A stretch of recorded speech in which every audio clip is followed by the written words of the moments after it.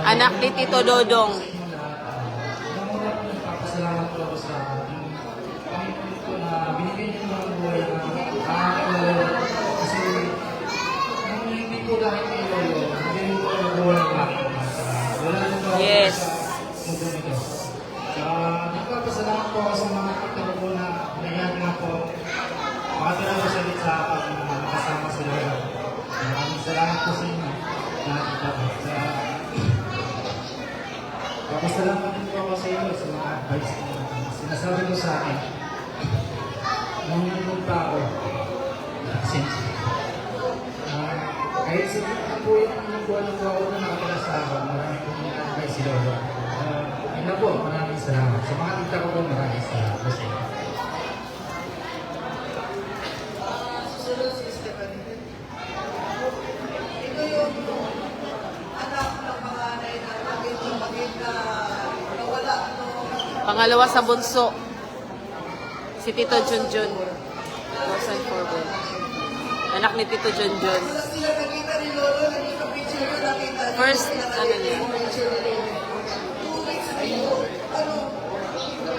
yeah, 2 weeks before siya namatay, nagkita sila. Yes. Siguro inantay na to. Ito yung panganay niya, anak na. Tito Junjun. Junior Balik. Magandang gabi po sa inyo lahat. Ako na yung panganay na anak ni Junior ni Lolo.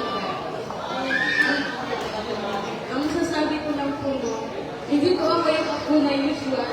Nakatos ko sa mga kanilo. Walang pala sabi nila. Lumayo po kasi ako. Naglungin po ako ng bagal ng pamilya po. Nagkakala po ako ng mga pamilya. Na-timing po na this month po kasi nag-a-apply ako for abroad. So naisipan ko na i-contact si Tita Beth last, sabi ko, June 30, pupunta ako kay Lolo.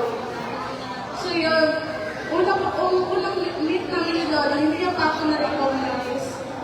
Nung sinabi ni Tita na anak ako ni Junjun, doon na siya, nakita ko yung smile sa mga mata niya. Yung parang, na-remember niya siguro, ewan ko kung nakita pa kami yung matita ko, pero parang nag-smile yung mata niya. Tapos, Ayan, nag-ano siya.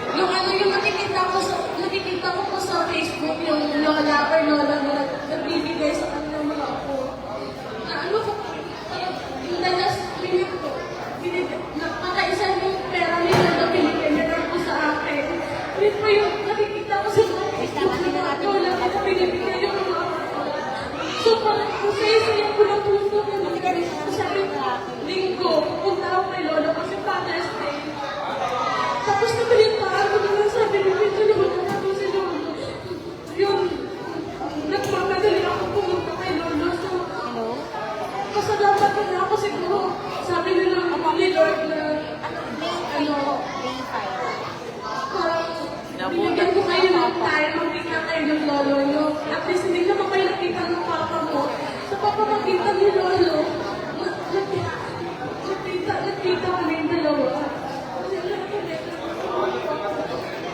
Yun lang po. At least, konting oras, nakita kami ni Lolo. Naramdaman ko rin yung hindi kami magkaintindihan kasi nakita mo makita na binigay niya sa akin kung na kahit pa paano naramdaman ko ang pagmamahal ng isang Lolo. Salamat po.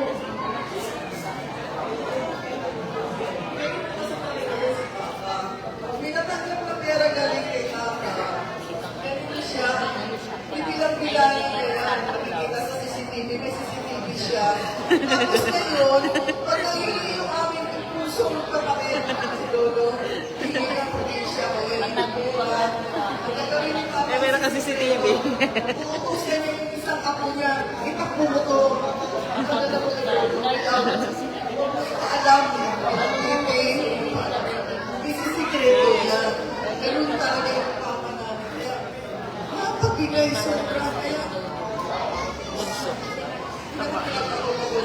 huling araw, ilang araw, bago nakatay si Papa, nabigyan pa siya, hindi siya nakita ng maliit.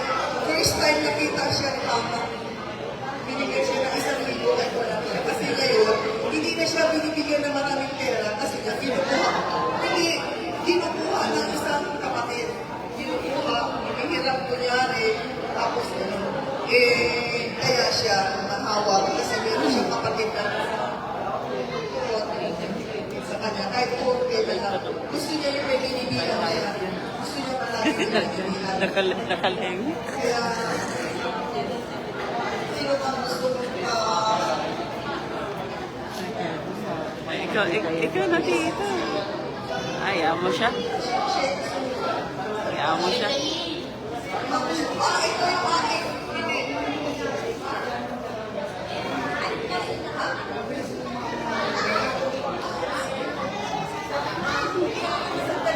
Kain na. Tapos na ta.